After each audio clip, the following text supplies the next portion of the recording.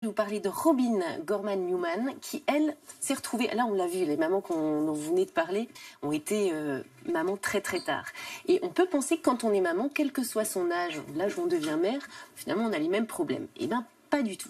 Et Robin s'en est rendu compte assez vite parce qu'elle a eu son premier à 42 ans et elle s'est posé plein de questions. Elle a été confrontée déjà pendant sa grossesse à des problématiques particulières, donc de suivi. Et après sa grossesse, elle a été dans un groupe de parole parce qu'aux États-Unis, ils aiment beaucoup ça. Donc c'est des Mommy and Me Programs. Donc c'est des petites réunions, maman et moi, où on va avec son enfant, puis on discute entre mamans. On voit un truc sympa. Voilà, c'est ça, un truc très très sympa. Et là, elle s'est rendue compte qu'elle n'avait pas du tout la même expérience de vie que toutes les mamans présentes. Elle était plus âgée, elle avait plus d'expérience, elle avait travaillé plus longtemps, et puis elle n'avait pas les mêmes amis, pas les mêmes activités.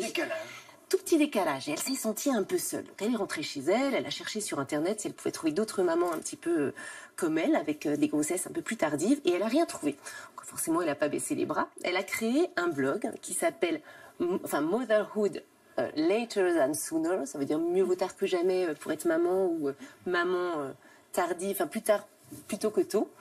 Et ce blog est assez vite devenu un énorme succès. Il y a forcément des réunions, un petit peu partout, et il y a des experts, des médecins, des psychologues qui interviennent et qui donnent des conseils, et beaucoup d'expériences, de partage d'expériences entre mamans. Donc elles se donnent des conseils. Oui. Elles échangent. Elles partagent des bons moments aussi, parce qu'il y a des inquiétudes. Par exemple, faire face à la ménopause. Quand on est maman d'un tout jeune enfant, comment on peut faire ou comment faire quand c'est un remariage et qu'on a un ado qui a des problèmes d'ado et puis un tout petit, par exemple. Est-ce que justement, vous avez été confronté à des problématiques particulières dues à cette situation un peu exceptionnelle? Bah, manifestement, non. Non, c'est pas grave. Hein. Moi, peut-être, j'aurais aimé que les enfants, les aînés, changent des couches, ils ont pas fassent du babysitting. Mais pour l'instant, non. C'est un vœu pieux. C'est un vœu pieux. Je suis dans le même cas de figure et ça non. Ça ne marche Ils veulent pas apprendre à changer une couche, ni l'un ni l'autre. Ah bon? Non. Ils ont quel âge, les aînés? Alors, 25 et 15. C'est bizarre, ça, parce que c'est de la curiosité. Bah non, ça les intéresse pas, ça les attire pas du tout. Et toi, Céline, alors l'aînée, ça les dégoûte. L'aînée a 18 ans. Et pareil, elle a trouvé ça très sympa d'avoir une petite sœur, mais elle avait sa vie à vivre et voilà. Et la dernière à quel âge? 5 ans maintenant. D'accord. Donc à 14 ans quand la grande... C'est bizarre, alors moi j'aurais adoré ça. Enfin, tout va bien, câlin, voilà, mais... Dès que c'est changer la couche, non. C'est marrant, c'est pareil avec les chiens. Ils veulent un chien, mais ils s'en occupent pas du tout. Ah bah oui, ça c'est classique. Et donc Robin, il y a même des mamans françaises, vous êtes dans le monde entier, qu'on peut aller sur ce site. Et moi j'étais très étonnée de voir en effet qu'en France, il n'y avait pas de site internet dédié aux mamans de plus de 40 ans. Ah, il n'y en a pas en France? Il n'y en a pas en France, il y a des blogs, on peut participer à des groupes de parole sur des thématiques particulières, mais il n'y a pas de site dédié. Alors que c'est vrai que ça reste un sujet de société important. C'est peut-être parce qu'il n'y a pas de problème en fait. Ça doit être ça. Non, mais est-ce qu'il n'y a pas de vraie problématique? Non. Il y a des questionnements, peut-être, ou des envies de partage. L'obtention de la grossesse est souvent un petit peu plus un semé d'embûches, mais la grossesse en elle-même, quand on a les témoignages de nos patientes, vous dites, moi c'est une grossesse, en l'occurrence mon état civil fait que j'ai 45 ans au moment de la grossesse.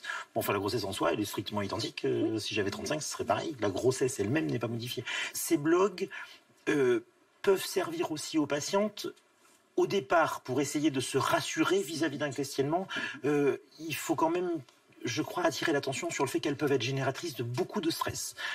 Et que c'est bien qu'il y ait quand même un petit peu des experts qui modèrent un petit peu les propos et que les patientes posent des questions aux experts. Attention, on a beaucoup de patientes qui reviennent en disant « J'ai posé cette question-là sur le blog, vous vous rendez compte, tout ce qu'on m'a décrit, c'est l'horreur. » C'est comme si vous allez au marché et que vous posez une question médicale à tous les gens du marché, vous allez avoir 200 réponses différentes, ce sera un brouhaha absolument énorme, on n'y comprendra plus rien et c'est générateur de beaucoup de stress. Donc attention quand même à ces blogs. Aux États-Unis, c'est très populaire, son initiative. Très populaire. Et bon, là, c'est élaboré en effet avec des psychologues et des médecins, mais il y a une partie témoignage qui est très importante et qui est très américaine. C'est fréquent aux États-Unis d'accoucher tardivement comme ça? Oui, c'est assez fréquent.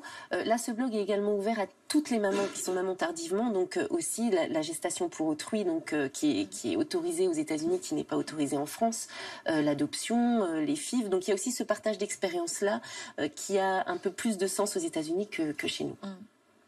Alors, puisque vous êtes là, autant profiter de votre expérience et de votre recul. Si vous aviez des conseils à donner à celles qui nous regardent et qui seraient en train de vivre ce que vous avez vécu, peut-être justement dans l'organisation du quotidien ou dans les rapports qui peuvent s'instaurer entre un bébé et des enfants plus âgés, vous diriez quoi?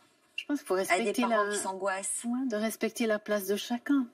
Par exemple, pour les grands, ils ont rien demandé. Et puis, y a un petit frère, une petite sœur qui arrivent, mais ils avaient leur vie avant. Et puis, c'est pas parce qu'il y a un désir particulier qu'il faut tout chambouler. Donc, autrement dit, il ne faut pas leur imposer cette situation. Il faut Voilà, respecter leur vie. Babysitting, comme vous disiez. Nous, on l'a jamais demandé. On l'a jamais demandé. Ouais. Et alors, ça aurait été facile. On aurait pu dire, voilà, ce soir, nous, on sort, vous gardez le petit. Mais c'est vrai que, voilà. Vous n'avez pas voulu qu'il soit victime de votre choix. Exactement. Donc, c'est un conseil que vous donneriez. Voilà. C'est votre choix, assumez-le jusqu'au bout, sans pour autant impliquer les autres. Vous diriez la même chose, Nathalie? Moi, je dirais ce qui est important, c'est de continuer à garder une place pour les aînés.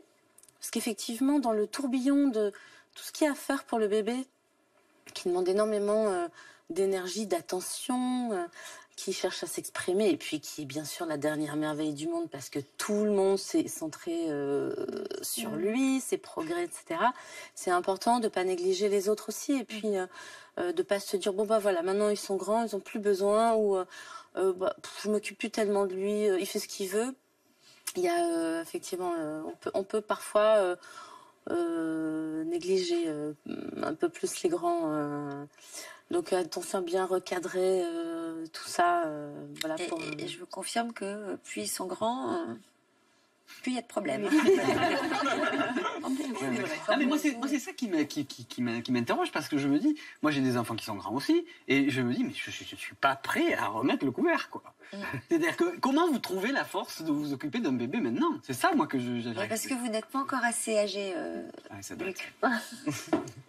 Moi, je pense que c'est aussi une question d'histoire. Moi, j'aurais pas eu un 4e ou un 5e enfant avec le même homme.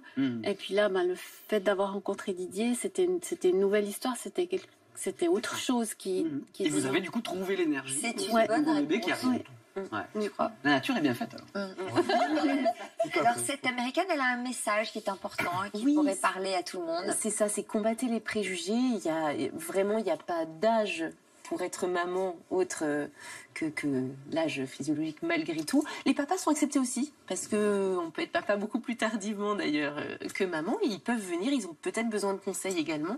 Et c'est acceptez-vous, acceptez le regard des autres et assumez-le.